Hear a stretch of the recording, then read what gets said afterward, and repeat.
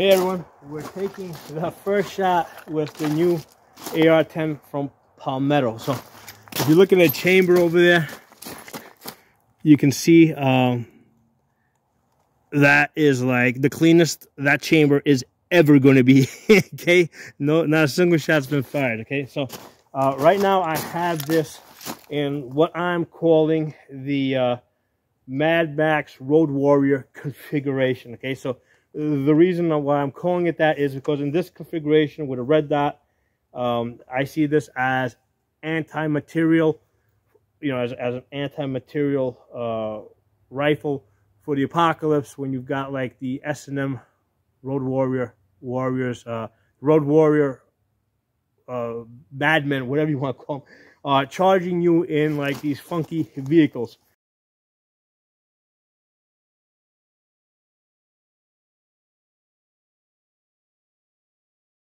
So this is meant to stop those vehicles. Now you might say, hey, why not get a 50 cal? Because it's a lot more expensive and nobody has enough ammunition for a 50 cal, okay? Even the guys that have 50 cals don't have enough ammunition. With this, I've already ordered like 500 rounds.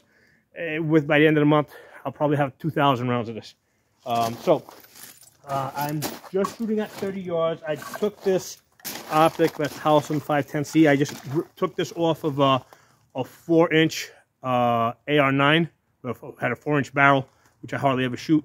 So I said, let me pull it off of that. This is eventually going to get a 5 to 25 scope, but that's not going to come in for another month. It's back ordered. So for now, we're keeping this in the Road Warrior configuration.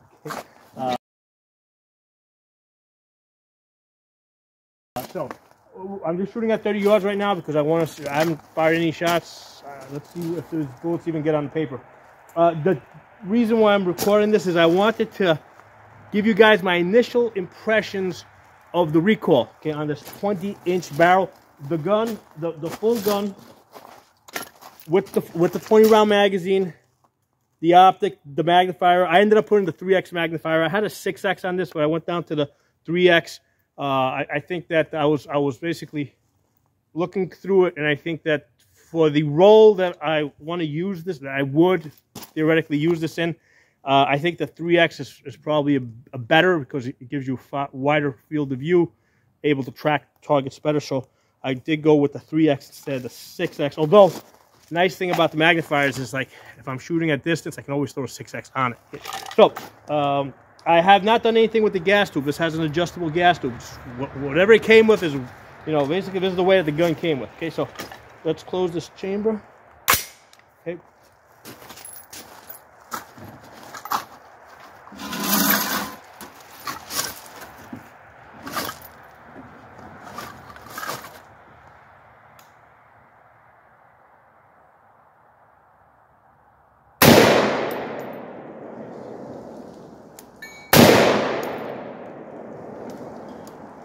Initial impression with the 20-inch barrel, the recoil, this feels just like an AR-15. I mean, and also the sound with the 20, because I have an not an AR-10, I have a Vepr, an AK that shoots 308s. I've had that thing for like almost 10 years. I don't even think I have 200 rounds on it because it is just annoying to shoot. It is just so loud. So in 16 inches, I have found the Vepr, shooting 308, to be like very unpleasant to shoot. This feels very pleasant. With the 20-inch barrel, this thing feels like an AR-15 to me. And now I'm shooting Tula because, again, I just want to get on the paper. I've got all sorts of ammunition coming in. I've got some match-grade ammunition. I got a whole variety of different stuff we're going to shoot. I had gotten this stuff for like $10 a box from Walmart back in the day, so I have a bunch of this stuff. So this is good for, you know, just getting on the paper. So anyway, I'm not gonna. I'll do another video later on. You know, but I just wanted to get my initial reaction to shooting this gun. Initial reaction is that this thing is smooth, man. This thing is so smooth. I like it. I like it a lot. Let me take 2 more shots with this. Actually, I'll take a scan. I'm gonna do like a quick succession on those rims over there. Actually, I want you guys to see me. Hold on. I'm going to shoot over there into that pile of dirt. Let me move this over here. I don't want to shoot my targets with this because I'm going to destroy my target, so I'm just going to shoot into that pile of dirt. I'm going to fire 5 really quick shots. And you guys can watch, you guys are watching for muzzle rise, okay? And you guys are also watching for gas. A lot of people have complained there's a lot of some of these AR-10s, not this one, but a lot of these AR-10s are gassy. Particularly the Ruger SFR AR-10. They said that one was gassy. So I'm going to do a quick 5-round succession into that pile of dirt there. So that's what you're looking for: muzzle rise and gas. Blew a nice hole in that fucking dirt over there. That thing felt nice, man. Did not feel like a 308 anything, man. It felt like an AR-15. It felt like I'm shooting 223. Those are my initial impressions on this Palmetto PA-10 Gen 3. You know, I'm so happy I ordered some of these because I ordered like a whole bunch of these from Bowtech. I ordered the clear Lancers, the clear Lancers. I love the clear Lancers, but I said, you know what? So, Bowtech sometimes takes a while to ship these things, even though they've shipped them. I think they send them like regular mail. I said, you know what? I don't want to be stuck here without a way to shoot this gun or shooting it like single shot. So I'm glad I ordered this Magpul mag, even though I don't like I prefer clear ones. This is you know. This made my day today. I mentioned this in another video. The grip here, initially, I didn't see a problem with the overmolded print grip that Palmetto has. However, when you got the gun fully loaded in a 20-inch barrel, I'm missing the Magpul grips. So I have already ordered. I kind of anticipated. I've ordered the slightly thicker Magpul grips. That's going to be better. You can see the spring a little bit over there. It is a little bit bent. That's the spring that pushes up on the indent to the safety. Other people have mentioned that, so that's kind of normal because of this rubbery grip. So, and my problem is that, yeah, it feels a little thinner in the hand when you're holding this thing one-handed. So, yeah, at some point this is going to... I'm not going to put it on right away. I want to get a good feel for the gun. I did order a heavier buffer. I may not even... I may try it out, but I don't... From what I saw right now, the recoil is so light.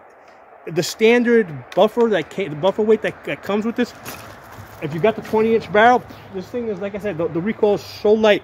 Now, one of my concerns is because this lower is a carbine lower, and I've got a 20-inch barrel on it with a rifle-length gas system, and I was sort of concerned that maybe the two might not match up good, and that's why I said, let me get the heavier buffer weight just in case. But I don't think it needs it. Now, this has an adjustable gas block over there, so you can adjust the gas from there. The way I'm going to adjust this, I'm taking my ears off. The way I'm going to adjust this is I'm going to basically it has like a total of 17 clicks. This is a 3-slot adjustable, but it's 3 slots per turn. So I think you have a total of 17. So what I'm going to do is I'm going to click it down one at a time until it stops locking back on the last round. I'm not ready to do that exercise yet, but when it stops locking back on the last round, then you turn it back up 1, and then you get that lock back, and that's how you adjust your gas blocks to get this thing, because you want like the minimal amount of gas coming through this. So that's one of the things I'm going to do, of course, with the cheaper Tula. You know, I mean, I'll when I go to the other stuff, maybe I need to open it up or close it one more, whatever. We'll see when we get there.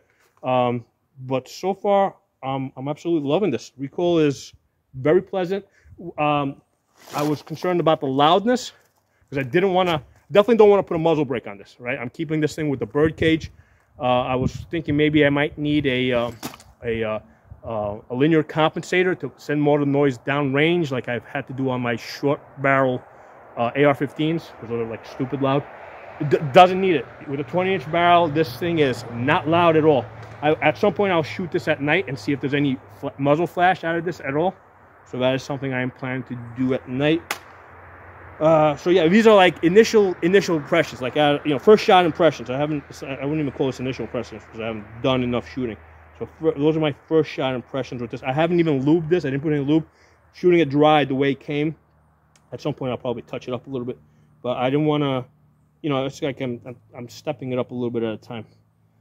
Anything else I can think of to say? Oh man, this is good. This is really good.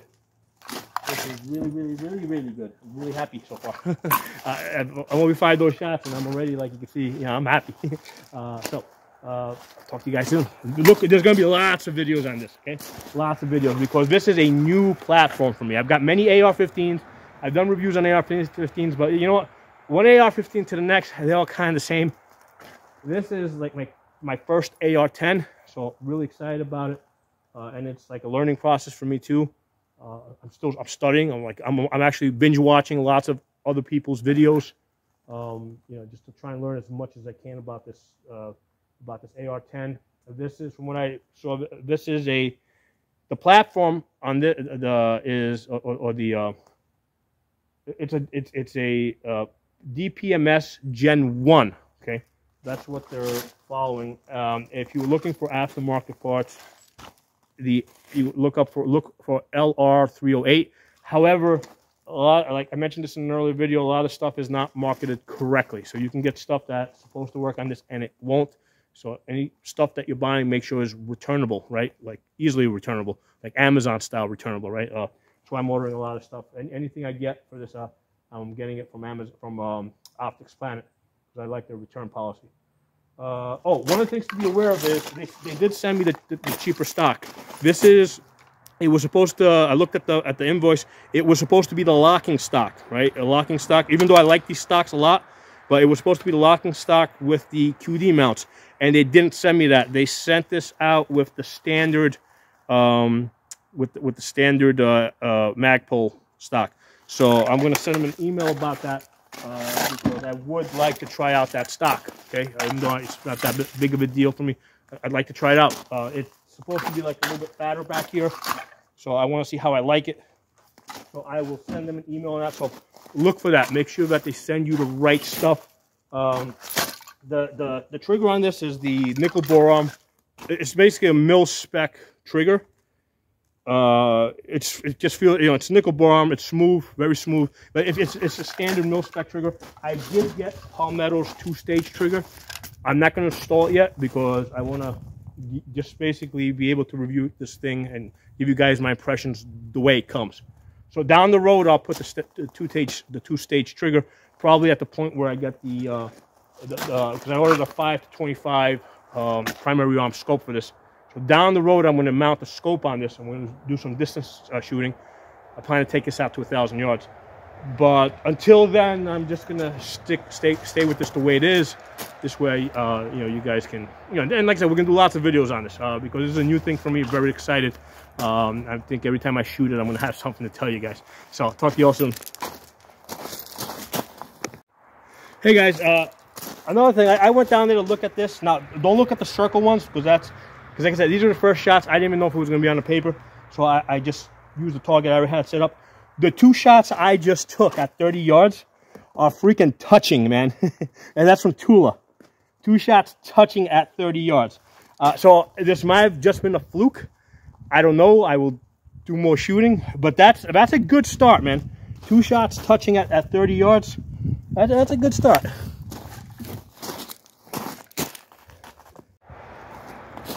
Hey everyone.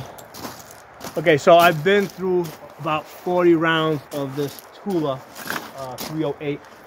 So the first thing I'm going to say is my initial impressions about how low the recoil was might have been, I don't know, slightly emotional / over-exaggerated. Only because I was expecting a lot more recoil. Because, by the time I got through the 40 rounds, I could start feeling a little bit of the concussion. You'll still feel a little bit of a concussion. A very light, mild headache.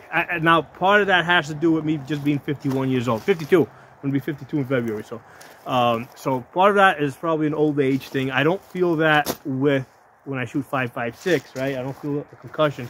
So I said, yeah, you know what? Let me pull out an AR-15, fire a bunch of rounds after I had shot like 40 rounds with 308, and I'm like, yeah, big freaking difference. There's like no comparison.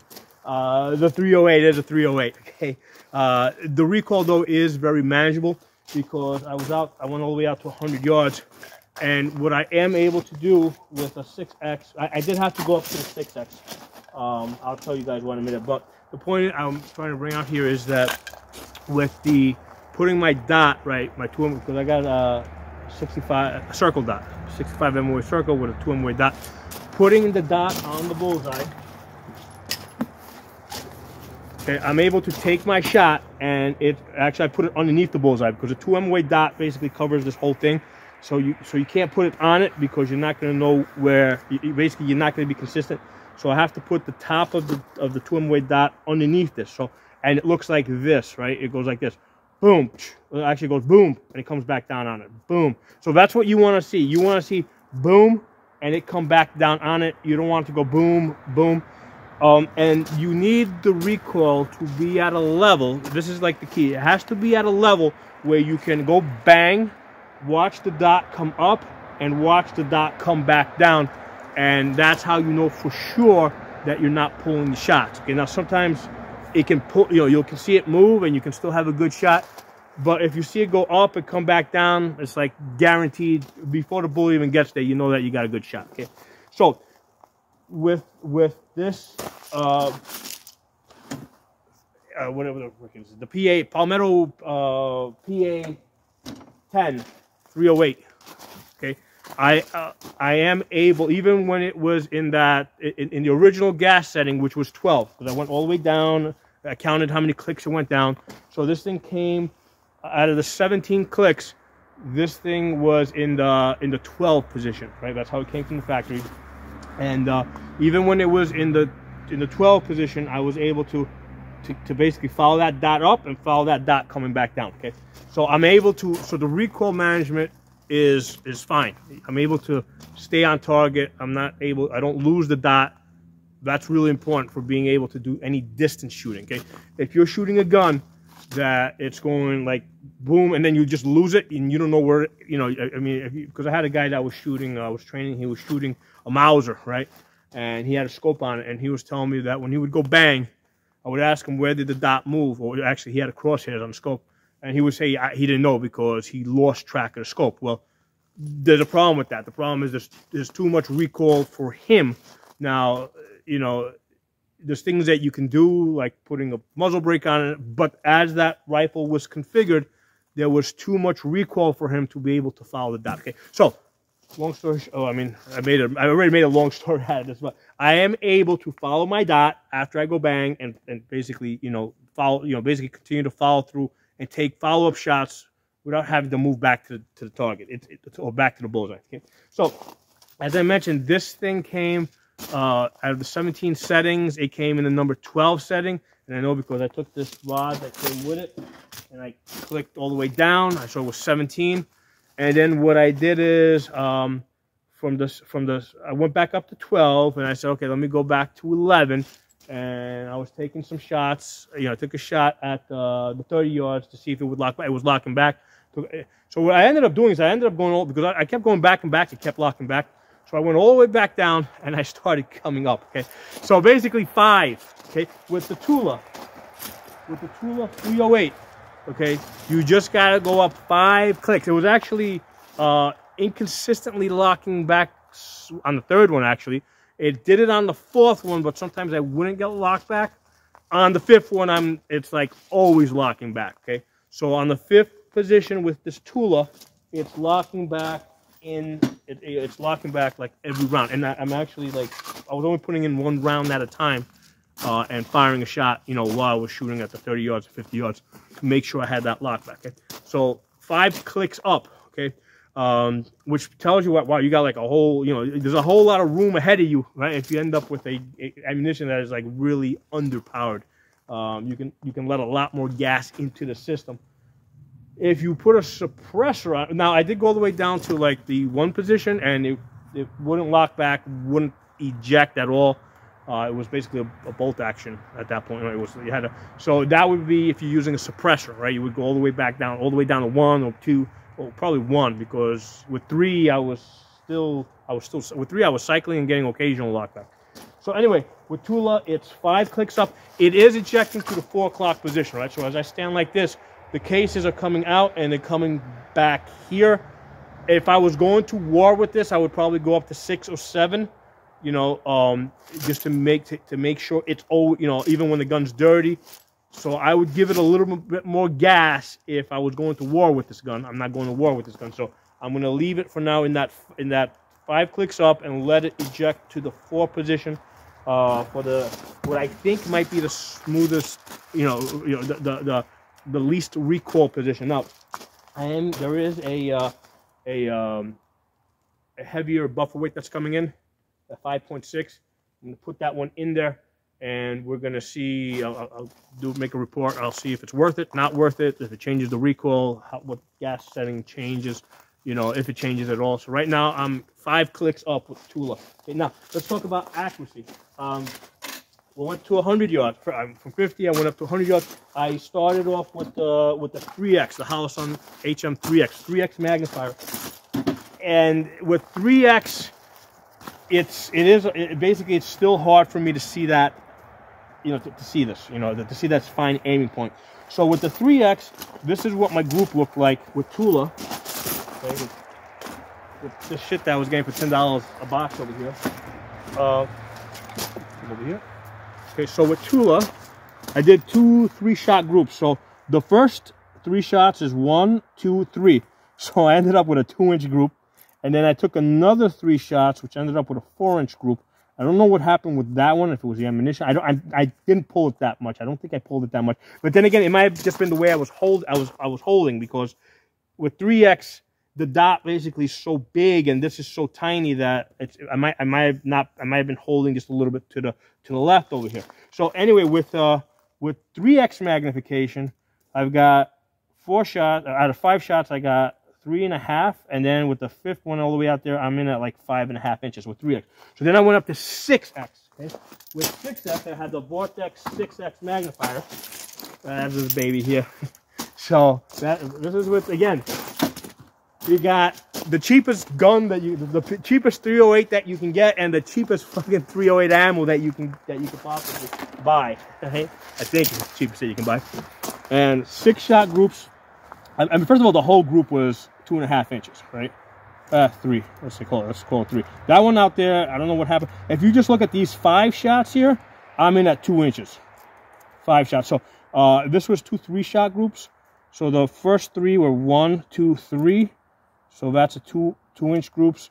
Those were the circles, and then the squares were the next group. That's a 3-shot group.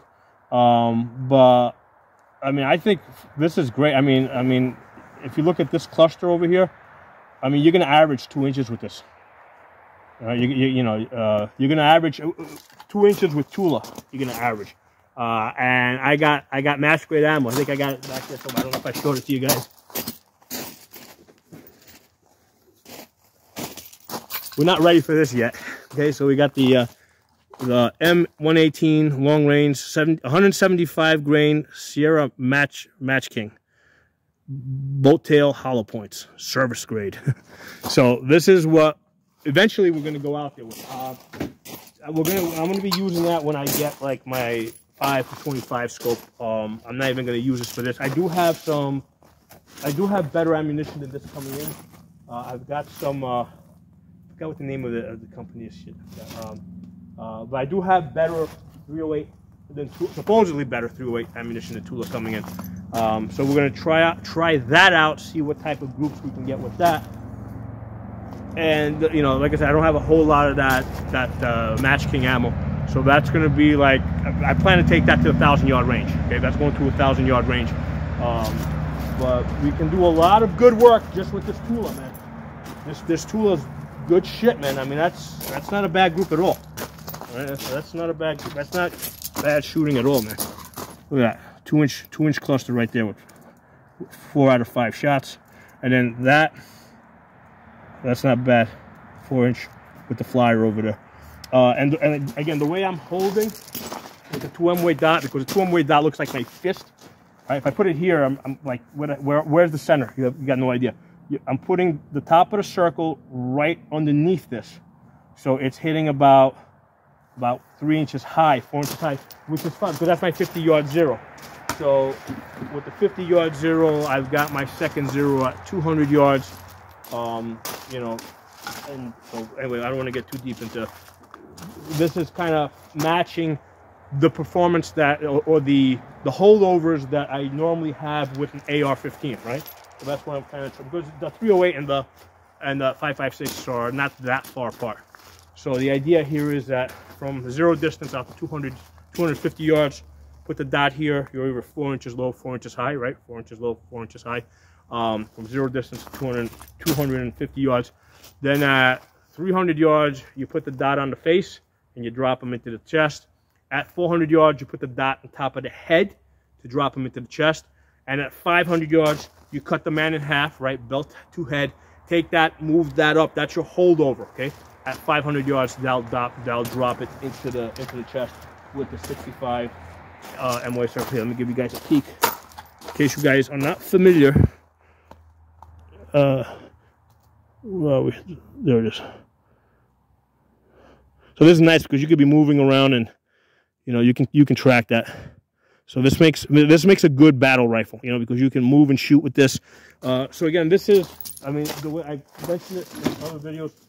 This, I see this at primarily the AR-15, right? It's the 5.56. This is anti-personal, okay? This is anti-material, okay? This is to stop vehicles, the Mad Max, S&M, you know, bikers, you know, from...